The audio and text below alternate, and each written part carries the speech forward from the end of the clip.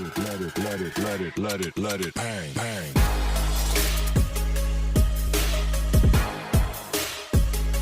पहले हम देखा था अपन ने डेफिनेट इंटीग्रल का किस तरीके से सॉल्व करते हैं, वहाँ पे एक लाइन और पैराबोला था। अभी आप देख रहे हो find the area of the ellipse बताया, ये कर्व है इलिप्स बताया आपको, उसका इक्वेशन है ये इलिप्स का इक्वेशन है, ध्यान में रखना है x square upon a square plus y square upon b square is equal to 1। जो फर्स्ट पेपर है कोनिक सेक्शन टॉपिक है, उसमें आप देख सकते हैं कि इलिप्स जो है उसका इस तरीके से डायग्राम रहता है। ये इलिप्स शेप आपको पता है, लेकिन इसका इक्वेशन ये रहता है आपको ये पता नहीं। X square upon a square plus y square upon b square is equal to 1 ये लिख रहता है। अब इसका एरिया अगर फाइंड करेंगे अपन तो यहाँ पे जो एरिया होल इलिप्स कंसीडर करना पड़ेगा।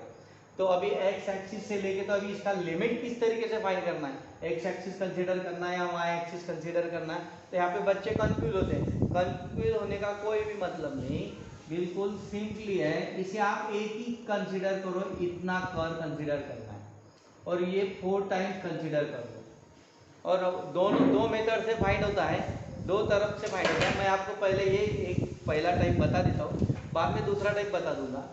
इस तरीके के ये जो 4 रीजन हो जाएंगे 1 2 3 4 फर्स्ट क्वाड्रेंट सेकंड थर्ड और फोर्थ क्वाड्रेंट का कंसीडर करना है, तो ये इक्वल आएगा, सेम रीजन रहेगा, तो ये 4 टाइम्स कंसीडर कर लेना।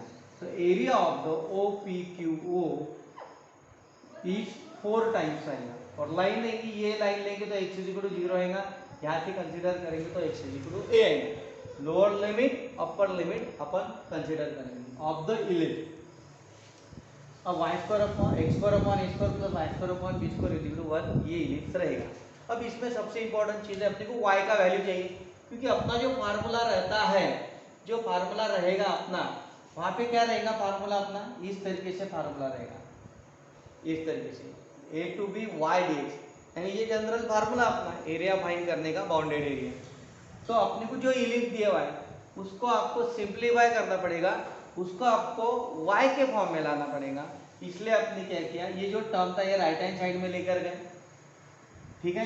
फिर यहाँ पे जो बी स्क्वायर बचा था y square upon b square dividing था, इधर में मल्टीप्लाई हो जाएगा, इन दोनों में क्रॉस मल्टीप्लाई कर लिया। फिर सिंप्लीफाई करते टाइम पे B square upon a square ले लिया, in bracket A square minus x square आता है। अब यहाँ पे वाई स्क्वायर आ गया, इसका स्क्वायर रूट अगर निकाल दे तो ये बी अपॉन ए आएगा, इसका स्क्वायर रूट निकलेगा नहीं, अंडर रूट में ए स्क्वायर माइनस एक्स स्क्वायर लिखेंगे। अब अपने पास में y की वैल्यू आ गई, y का फंक्शन मिल गया। Area of the region bounded by the ellipse 4 times of the angle, 4 times of the O P Q O इस तरीके से आएगा, ये 4 टाइम्स आएगा a to b y d x आएगा। अब 4 टाइम्स है integral a to b, lower limit उसका 0 टू a लेना, माइनस a क्यों नहीं लेना मैं बाद में बताऊंगा, नेक्स्ट टाइम दूसरी मेथड से सॉल्व करोगे पूरा लेना है तो आपको लेना पड़ेगा, वो मैं नेक्स्ट टाइम बताऊंगा। तो यहाँ पे आपको 0 टू a लेना है, तो फिर 0 टू a अपर लिमिट आएगी, y का वैल्यू था b upon a under root a square minus a square.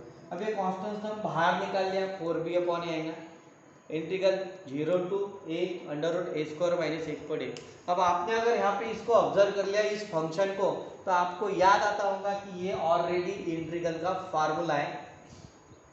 By parts के बाद में जो 3 फार्मूले होते हैं उसमें से एक फार्मूला है, x upon a under root a square minus a square plus आएगा a square by 2 sine inverse 1 by a, ये उसका फार्मूला है इंटीग्रल का।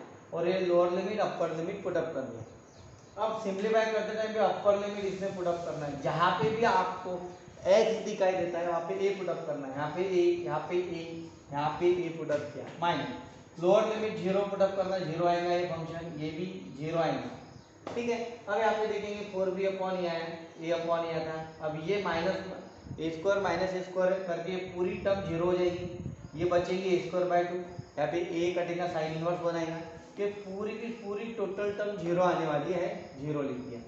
अब 4b अपॉन ए आएगा, ए स्क्वायर अपॉन 2 है, ये साइन इनवर्स 1 बताया था लास्ट टाइम, पाई बाय 2 आता है उसका वैल्यू। अब ये 2 टू द 4 है, 4 कटेगा, यहाँ का a और ये कटेगा, बचेगा पाई ए बी रहेगा।